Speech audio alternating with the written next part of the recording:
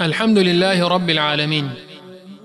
قال العلامة حجة الإسلام أبو جعفر الوراق الطحاوي بمصر رحمه الله: هذا ذكر بيان عقيدة أهل السنة والجماعة على مذهب فقهاء الملة أبي حنيفة النعمان بن ثابت الكوفي، وأبي يوسف يعقوب بن إبراهيم الأنصاري، وأبي عبد الله محمد بن الحسن الشيباني رضوان الله عليهم أجمعين، وما يعتقدون في أصول الدين ويدينون به رب العالمين. به نام و استعانت از الله بخشاینده مهربان. ستایش ویژه الله پروردگار جهانیان است. علامه حجت الاسلام ابو جعفر وراق طحاوی رحمه الله میگوید: این کتاب بیانگر عقیده اهل سنت و جماعت بر مبنای مذهب فقهای اسلام ابو حنیفه نعمان بن ثابت کوفی و ابو یوسف یعقوب بن ابراهیم انصاری و ابو عبدالله محمد بن حسن الشیبانی رضی الله عنهم اجمعین است و به باورهای آنان در مورد اصول دین که با آن پروردگارشان را میپرستند میپردازد. بسم الله الرحمن الرحیم و به نستعین و صلی الله علی نبینا محمد و علی آله و صحبه اجمعین. بینندگان عزیز و ارجمند، السلام علیکم و رحمت الله و برکاته. جلسه قبل را اگر خاطر شریفتان باشد با یکی از گفتارهای بسیار زیبا و متین حضرت امام ابو حنیفه رحمت الله علیه به پایان بردیم. گفتاری که در واقع امام ابو حنیفه به پیروان خودش و به یاران خودش این مطلب رو یادآوری می کند و این قاعده را جلوی رویشان می گذارد که درباره تمام صفات خداوند متعال ما باید به این گونه بیندیشیم و افکار و عقاید و باورهای ما درباره ذات خداوند متعال و صفات خداوند متعال باید مبتنی بر آیات قرآن و احادیث رسول الله صلی الله علیه و سلم باشد. گفتار نغز حضرت امام ابو حنیفه رحمت الله علیه که در کتاب الفقه الاکبر آوردند این بود که فرمودند: لا یشبه شیئا من خلقه ولا یشبهه شیء من خلقه. الله متعال با هیچ چیز از مخلوقات شبیه نیست و هیچ کدام از مخلوقات با الله متعال شبیه نیست. و در ادامه فرمودند: و صفاته كلها خلاف صفات المخلوقین. و صفات الله متعال تماما متفاوت با صفات و ویژگی های مخلوقات هست. مثالی رو بیان فرمودند بدین گونه که یعلم لا کعلمنا و یقدر لا کقدرتنا و یرا لا کرؤیتنا. الله متعال میداند اما نمانند دانستن ما. الله متعال تواناست، میتواند، قدرت دارد اما نمانند توانایی و قدرت ما. الله متعال میبیند، بینا هست اما نمانند بینایی ما. و در جلسه قبل اعلام کردم که بسیاری از علمای اهل سنت و الجماعت و ائمه بزرگوار ما در طول تاریخ تشبیه و تمثیل صفات خداوند را به انسان نفی کردند و رد کردند این مسئله را، و حتی قائل به این هستند که هر کسی که خداوند متعال را به بندگانش تشبیه بکند و یا بندگان را به خداوند متعال تشبیه بکند کافر هست. در طول تاریخ انسانها و گروههای منحرفی بودند که برخلاف اهل سنت و الجماعت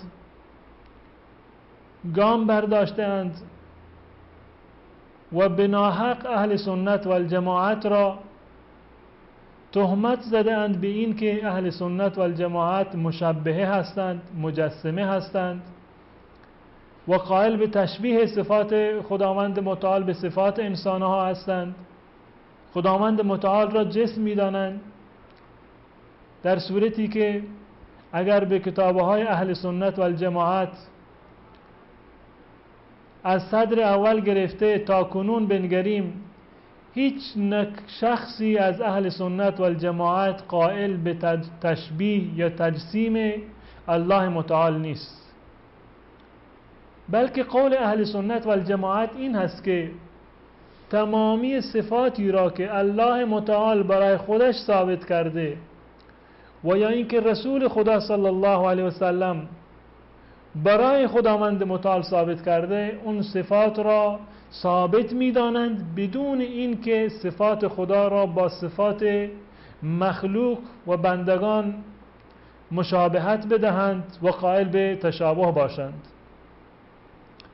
من گفتار و فتوای نعیم ابن حماد و حضرت امام اسحاق ابن راهوی رحمت الله علیه را خدمت شما نقل کردم.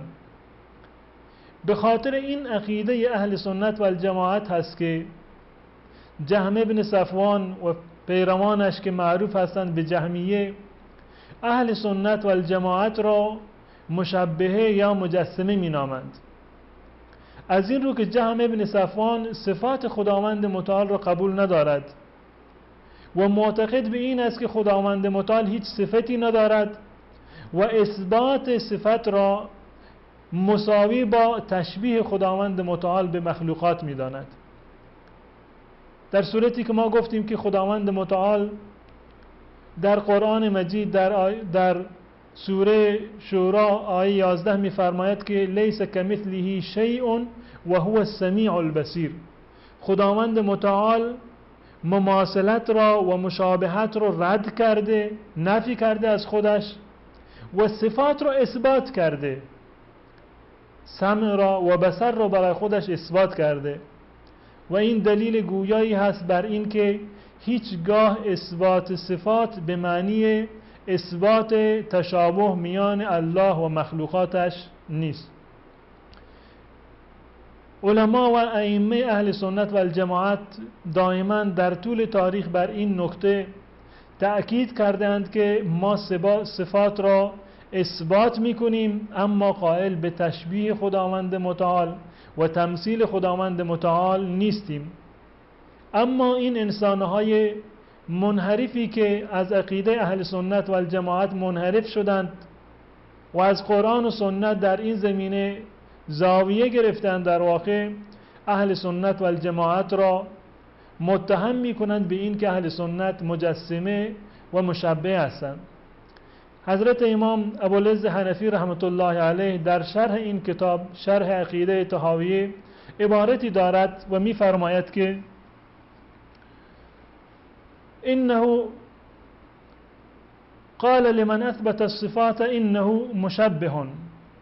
میگوید که هر کسی که از اهل سنت و الجماعت صفات را تثبیت میکند برای خداوند متعال، کسانی که معتقد به نفی صفات هستند، صفات خداوند متعال را که در قرآن آمده نمیپذیرند و آیا آنها را تعویل میکنند، همیشه این افراد اهل سنت و الجماعت را که صفات خداوند متعال را میپذیرند متهم میکنند به این که اهل سنت و الجماعت انه مشبه و انه مجسم، یا مشبهه هستند یا مجسمه هستند.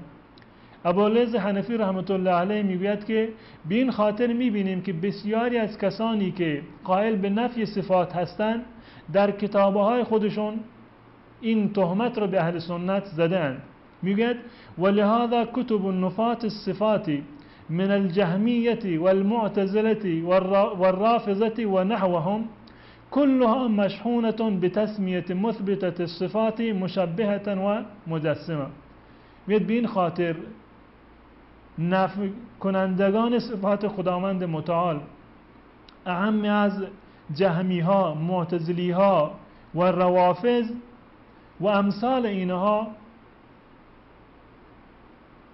در کتابهای اینها آمده و کتابهاشون پر از این هست که کسانی را که صفات خداوند متعال را تثبیت میکنند و آن را ثابت میدانند و الله متعال را متصف به این صفات میدانند و به این صفات مینامند، آنها را مشبهه و مجسمه مینامند.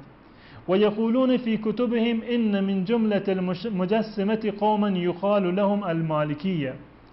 در کتابهاشون آوردند که گروهی از مجسمه افرادی هستند که به آنها مالکی میگویند. ینسبون الی رجل یقال له مالک ابن انس، که منتسب به مردی هستند به نام مالک ابن انس. و قوما یقال لهم الشافعیه، و همچنین میگویند که گروهی از مجسمه کسانی هستند که به نام شافعیه مشهورند. ینسبون الی رجل یقال له محمد ابن ادریس، یعنی امام شافعی رحمت الله علیه. حتی الذين يفسرون القرآن منهم، حتی برخی از مفسران قرآن از اون افرادی که قائل به نفی صفات هستند که عبدالجبار مانند عبدالجبار معتزلی و زمخشری مانند علامه زمخشری معروف و غیرهما یسمون كل من اثبت شیئا من الصفات وقال بالرؤیة مشبهه. حتی اینها هم در کتابهای خودشون و در تفسیرهای خودشون کسانی را که صفات خدا را اثبات می کنند قائل به صفات خداوند متعال هستند و خداوند متعال را قائل به این هستند که خداوند متعال در روز قیامت دیده خواهد شد، حتی اینها هم اهل سنت و الجماعت را و اینچنین افراد را مشبهه نامیدند.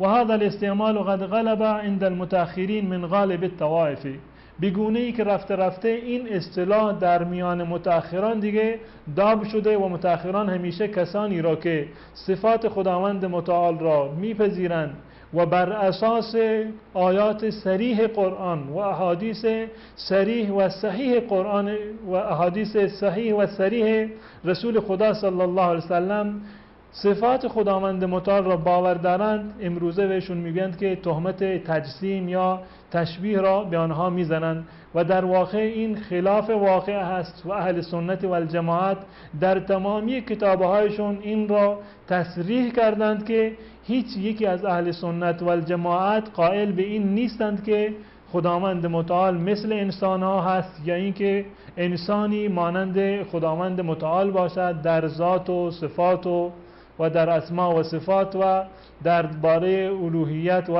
ربوبیت، و این تهمتی در واقع بیش نیست. و یکی دیگر از صفاتی که در اینجا حضرت امام طحاوی رحمت الله علیه ذکر کرده از صفات خداوند متعال که راهی هست برای شناخت بهتر الله متعال این است که ایشان می‌فرماید حی لا یموت قیوم لا ینام. حی لا یموت قیوم لا ینام. الله متعال زنده هست، هرگز نمی میرد. لا یموت، نمی میرد. قیوم لا ینام، همیشه بیدار هست، قائم هست، هوشیار هست. لا ینام، هرگز خداوند متعال نمی خوابد و هیچ چرتی هم نمی زند.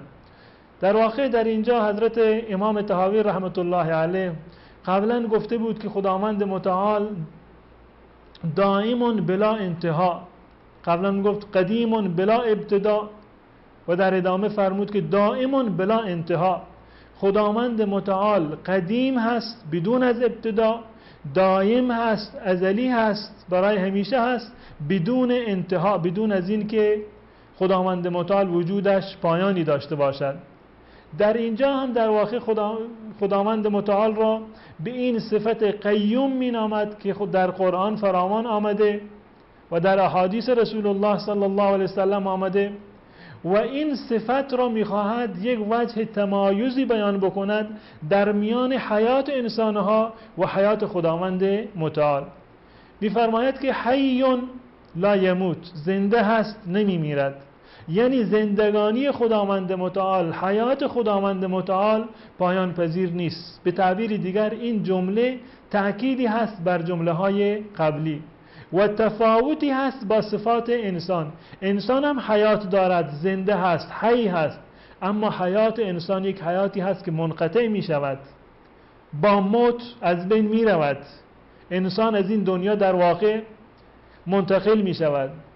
و اگر هم ما قائل به این باشیم که حیات انسان یک حیات دائمی هست، انسان وقتی که زنده هست از این جهان منتقل می شود، به جهان دیگر می رود، اما این صفت یک صفت ذاتی برای انسان نیست، یک فضل و نعمتی هست که خداوند متعال به انسانهای مؤمن داده که در آخرت متنعم خواهند بود، و یک نوع مجازات و عذابی هست برای انسانهای گناهکار و بزهکاری که در این دنیا در واقع ایمان نیاوردند و مجازاتشون این هست که برای همیشه و تا ابد بمانند و عذاب دردناک خداوند متعال را بچشند.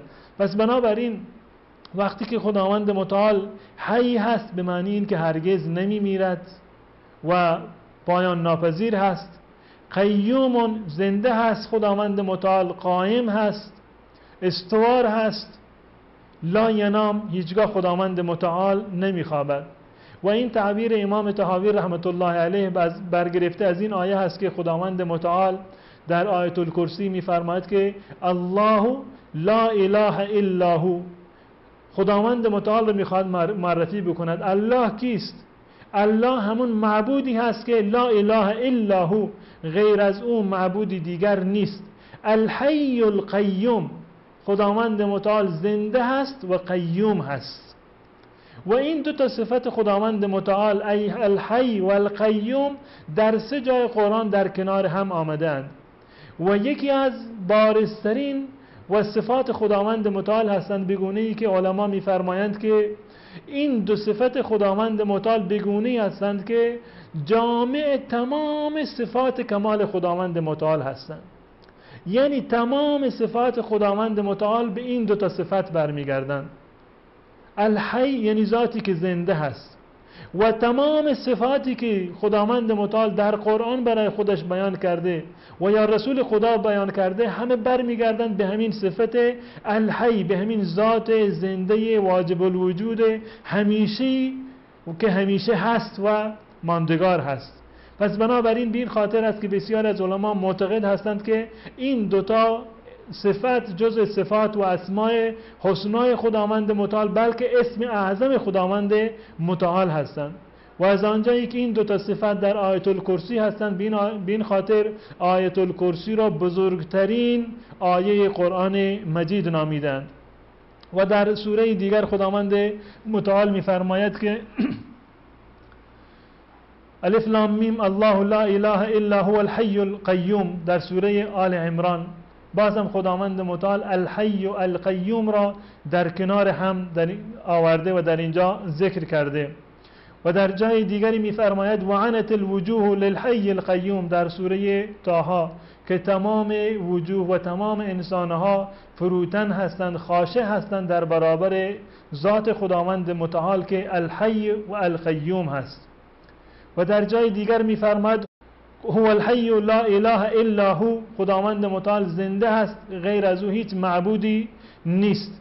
و توکل علی الحی الذی لا یموت، و توکل کن، خود را بسپار به حی قیومی که هرگز نمی میرد و برای همیشه زنده هست. و در حدیثی دیگر هم رسول خدا صلی الله علیه و سلم می فرماید ان الله لا ینام ولا ینبغی له ان ینام، خداوند متعال نمی خوابد و مناسب هم نیست که خداوند متعال بخوابد، شایسته ذات خداوند متعال نیست، زیرا که خداوند متعال حی و قیوم هست، برای همیشه زنده هست. بعد از دیدن یک میان برنامه کوتاه انشاءالله در خدمت شما باز خواهم گشت و مطالبی دیگر را خدمت شما عرض خواهم کرد.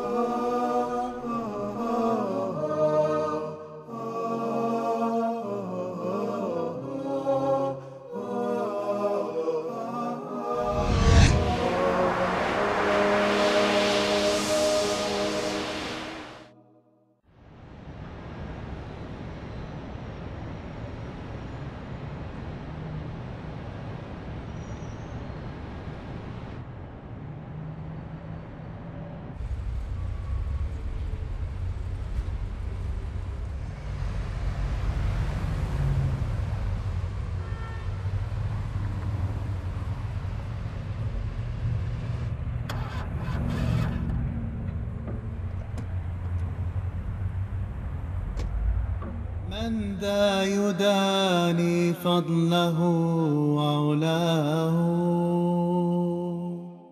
هذا الذي أحيا الأنام هداه هذا الرسول المصطفى لي أسوة. از صهیب رضی الله عنه روایت شده که رسول الله صلی الله علیه و آله و سلم فرمودند عجیب است امر انسان مؤمن، چرا که امور وی همه خیر می باشد و کسی جز مؤمن چنین نیست.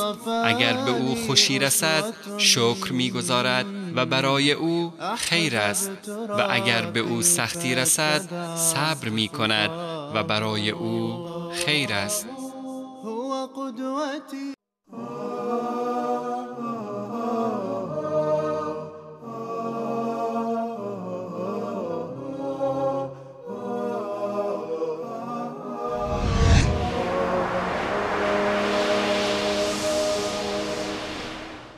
با سلامی دوباره خدمت شما عزیزان و بزرگواران. قبل از میان برنامه این مطلب رو بیان کردم که خداوند متعال حی و قیوم هست و این دو تا اسم و صفت خداوند متعال در واقع جزو مشهورترین و معروفترین صفات خداوند متعال و نامه‌های خداوند متعال هستند که برخی از علما آنها را جزو اسماء حسنا که هستند آنها را اسم اعظم خداوند متعال می‌دانند و تمامی صفات خداوند متعال در واقع به این دو صفت برمیگردند، زیرا که هر صفتی را که خداوند متعال دارد برمیگردد به صفت حیات. قبل از این که حیاتی ثابت بشود، اگر واقعا صفت حیات نمی بود صفات دیگر هم قابل تصور نمی بود. به این خاطر تمامی صفاتی که در قرآن کریم و یا احادیث رسول الله صلی الله علیه و سلم برای الله متعال بیان شده مرجعشون تمام همین دو صفت هست که خداوند متعال حی و قیوم هست، زنده هست برای همیشه و قیوم هست، قائم هست و استوار هست و هرگز نمیخوابد. امام طحاوی رحمت الله علیه در ادامه بیان عقیده اهل سنت و الجماعت می‌فرماید که خالق بلا حاجه رازق بلا مؤنه.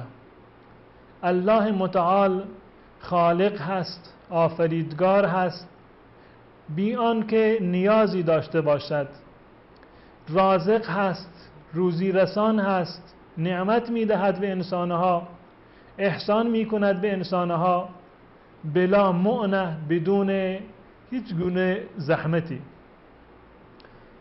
در واقع در این دو صفت حضرت امام طحاوی رحمت الله علیه دو تا دیگر از نامهای خداوند متعال را بیان می کند، یکی نام خالق و دیگری نام رازق، که این دو تا صفت جز صفاتی هستند که بسیار بر زبان مسلمانان هستند، تکرار می کنند، روزانه می گویند که الله خالق هست، الله مالک هست، الله رازق هست.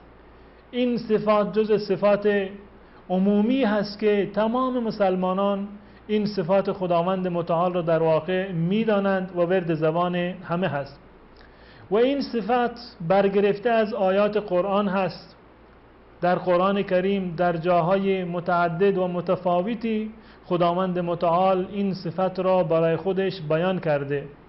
مثلا در جایی می‌فرماید و ما خلقت الجن والانس الا لیعبدون، من جن و انس را نیافریدم، خلق نکردم مگر برای این که مرا عبادت بکنند. بحث از خلقت و آفرینش انسانها و جنها هست.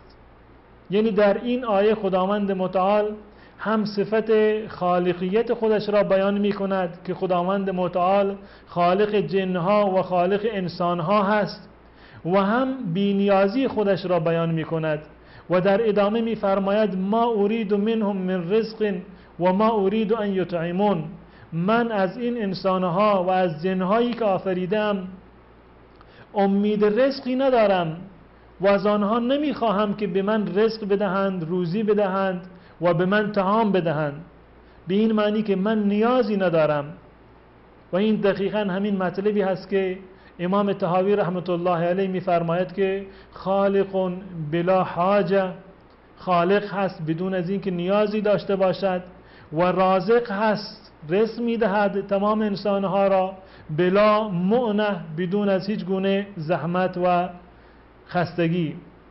و در آیه دیگری میفرماید که ان الله هو الرزاق ذو القوة المتین، در ادامه آیات قبلی، که همانا خداوند متعال رزاق هست. یکی هست رازق یعنی روزی دهنده، و صفت دیگری رزاق یعنی اون ذاتی که بسیار روزی میدهد. خداوند متعال بسیار روزی دهنده هست، به تمامی انسانها و به تمامی جنها و تمامی موجودات رزق میدهد. حتی انسانهایی که کافر هستند، بیدین هستند، بزرگترین توهینها را به خداوند متعال میکنند، بازم خداوند متعال اونها را رزق میدهد. ان الله هو الرزاق ذو القوة المتین در سوره زاریات. در آیه دیگر خداوند متعال میفرماید یا ایها الناس انتم الفقراء الی الله، ای انسانها شما نیازمند خدا هستید، شما به خداوند متعال نیاز دارید. والله هو الغنی الحمید، و الله متعال غنی هست، بی نیاز هست، و حمید و ستوده شده هست. یعنی این که تمامی انسانها نیازمند خدا هستند، اما خداوند متعال بی نیاز هست. رازق بلا مؤنه، رزق دهنده هست بدون از اینکه زحمتی متوجه اون بشود. خالق هست، آفریننده هست بدون از آنکه نیازی در واقع داشته باشد. و در سوره محمد میخوانیم که خداوند متعال میفرماید والله الغنی و انتم الفقراء، خداوند هست غنی، غنی فقط اوست و شما فقیر هستید به خداوند متعال، نیازمند خداوند متعال هستید.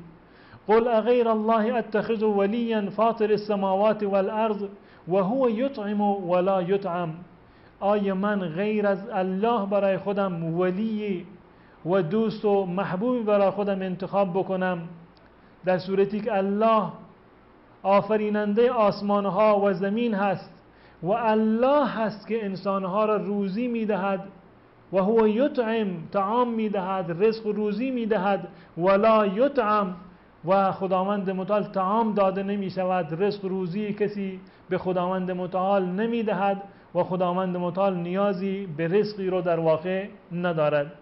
در آیات متعددی مشاهده می کنیم که خداوند متعال این دو تا صفت رو در کنار هم آورده یا در جاهای متفاوتی جدای از هم بیان کرده که الله متعال خالق هست بدون از اینکه نیازی داشته باشد، و رازق هست بدون از اینکه خداوند متعال از رزق دادن و از نعمت دادن خسته بشود. حدیثی در صحیح مسلم هست که حدیث بسیار پرمحتوایی هست و در واقع این معنی را و این مفهوم را به صورت کامل و تمام میرساند. حضرت ابوذر رضی الله تعالی عنه میگوید که رسول خدا صلی الله علیه و سلم فرمودند به نقل از خداوند متعال که این حدیث قدسی هست که الله متعال میفرماید یا عبادی، ای بندگان من، ای آفریدگان و ای مخلوقات من، لو ان اولکم و آخرکم و انسکم و جنکم کانوا علی اتقى قلب رجل منکم، اگر ای انسانها، ای بندگان من، اگر پیشینیان شما و پسینیان شما، اولین و آخرین، انسانها و جنها، همه چنان متقی باشند که تقوای بالاترین شخص از شما را داشته باشند، علی اتقى قلب رجل واحد منکم، همه ایشون به اندازه قلبشون مانند پاکترین انسان، متقیترین و پرهیزگارترین انسان باشد، ما زاد ذالک فی ملکی شیئا، این هیچ چیزی بر ملک من، بر پادشاهی من نمی افزاید. یا عبادی لو ان اولکم و آخرکم و انسکم و جنکم کانوا علی افجر قلب رجل واحد منکم، ای انسانها، ای بندگان من، اگر انسانهای شما، اگر جنهای شما، اولین و آخرین شما بسیار بدکار و گناهکار باشند که همهشون مانند بدترین انسان باشند و بدترین قلب را داشته باشند، ما نقص ذالک فی ملکی شیئا، باز هم این از پادشاهی من هیچ چیزی نمی کاهد. در ادامه می فرماید که یا عبادی، ای بندگان من، لو ان اولکم و آخرکم و انسکم و جنکم قاموا فی صعید واحد، ای بندگان من، اگر انس و جن شما و اولین و آخرین شما در یک میدان بسیار گسترده جمع بشوید و گرد هم بیایید، فسألونی، هر یک از شما خواسته و نیاز خودش را مطرح بکند و از من چیزی را بخواهند، فاعطیت کل انسان مسئلته، و من به هر انسانی و به هر جنی هر چی را میخواهد بدهم، ما نقص ذلك ما عندي الا كما ينقص المخيط اذا ادخل البحر، تمام این بخشش، تمام این رزق و برآورده کردن نیاز و خواسته های تمام شما انسان های اولین و آخرین از ملک من و از پادشاهی من و از دارایی من و از خزانه هایی که پیش من هست هیچ چیزی نمی کاهند مگر مانند این که شما سوزنی رو در دریا بزنید و بیرون بکنید، چه اندازه از آب دریا می کاهد. این که تمام خواسته های شما رو من برآورده بکنم از ملک من به همین اندازه هم نمی کاهد. این در واقع برمیگردد به این که واقعا خداوند متعال ان الله هو الرزاق ذو القوة المتین، خداوند متعال بسیار روزی دهنده هست و صاحب قدرت مستحکم و متینی هست. پس بنابراین به این نتیجه میرسیم که خداوند متعال خالق بلا حاجه، آفریدگار هست بدون آنکه نیازی داشته باشد، رازق بلا معنه، رازق هست، روزی دهنده هست بدون آنکه زحمتی متوجه او بشود. در ادامه امام طحاوی رحمت الله علیه میفرماید که ممیت بلا مخافه باعث بلا مشقه، ممیت، خداوند متعال میراننده هست، انسانها را، جنها را و دیگر موجودات را میراند و مرگ را بر اونها طاری میکند، بلا مخافه، بدون از این که از کسی بیم و هراسی داشته باشد، باعث بلا مشقه، انسانها و موجودات را دوباره زنده می کند بعد از مرگ بدون از آن که مشقتی و زحمتی برای خداوند متعال عاید بشود و خداوند متعال خسته بشود. و این کار در واقع برای خداوند متعال سخت نیست. نمیراندن انسانها موجب خوف و هراس خداوند متعال هست و نه زنده کردن انسانها باعث زحمت و مشقت خداوند متعال. خداوند متعال می‌فرماید ما خلقكم ولا بعثكم الا كنفس واحده، آفرینش شما که خداوند متعال شما را بیافریند یا این که بعد از مرگ دوباره شما را زنده بکند، ما خلقكم ولا بعثكم الا كنفس واحده، هیچ زحمتی ندارد برای خداوند متعال، این همه مانند زنده کردن یک شخص است. به همون اندازه که آفریدن یک شخص برای خداوند متعال ساده و آسان است، به همون اندازه که برانگیختن یک انسان مرده بعد از مرگ و زنده کردن دوباره آن برای خداوند متعال ساده و آسان هست. تمام انسانها را آفرینش آنها، زنده کردن آنها و بعد از مرگ دوباره برانگیختن آنها برای خداوند متعال مساوی و برابر هست و هیچ زحمتی رو برای خداوند متعال در واقع ندارد. قل یحییها الذی انشأها اول مره.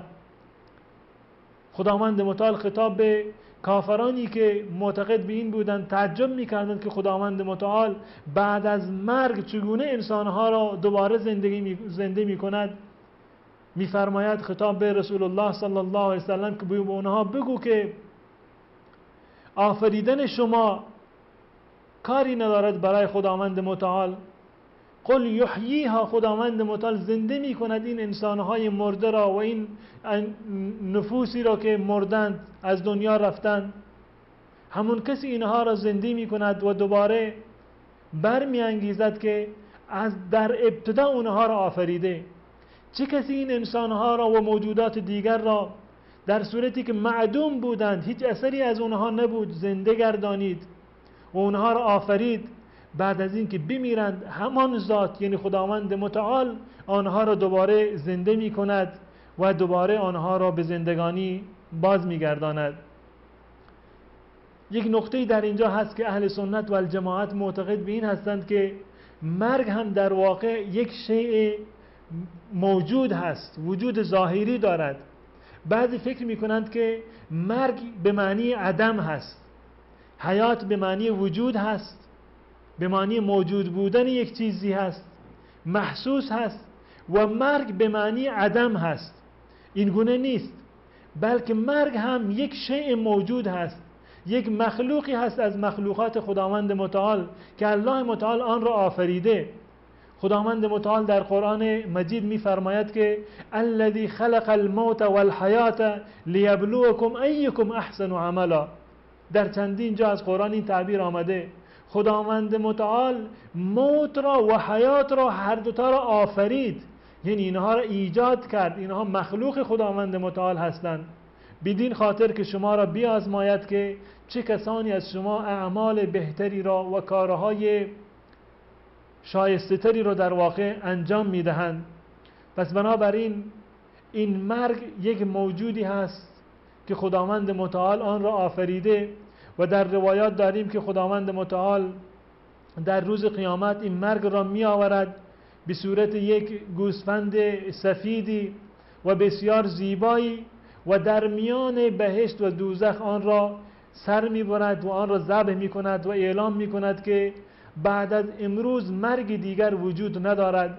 نعیم شما و زندگانی شما و این شادابی و ناز و نعمت شما جاودانه هست و اونهایی که جهنمی هستند و ایمان نداشتند، کافر بودند به خداوند متعال، عذاب اونها هم دائمی و ابدی هست. این حدیث صحیح هست، متفق علیه هست، در صحیح بخاری و صحیح مسلم در هر دو کتاب صحیح این حدیث در واقع ذکر شده. پس بنابراین عقیده اهل سنت و الجماعت هست که خداوند متعال خالق هست بدون از آن که نیازی داشته باشد، رازق هست بدون از آن که رزاق هست بیان که خسته بشود، ممیت هست میراند انسانها را بدون آن که خوف و هراسی داشته باشد و دوباره انسانها را در قیامت زنده می کند بدون از آن که این کار برای خداوند مشقتی داشته باشد و باعث زحمت خداوند متعال باشد. با برنامه دیگر که گوشه دیگر از اعتقاد اهل سنت و الجماعت را خدمت شما عزیزان بیان می کنم. تمامی شما را به خداوند متعال می سپارم و السلام علیکم و رحمت الله و برکاته.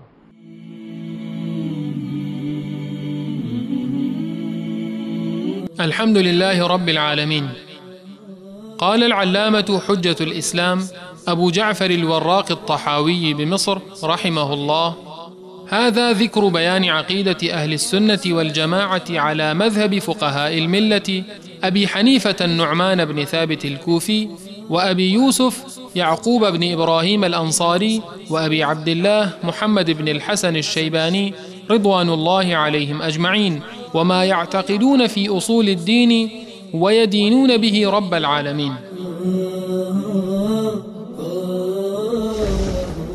به نام و استعانت از الله بخشاینده مهربان. ستایش ویژه الله پروردگار جهانیان است.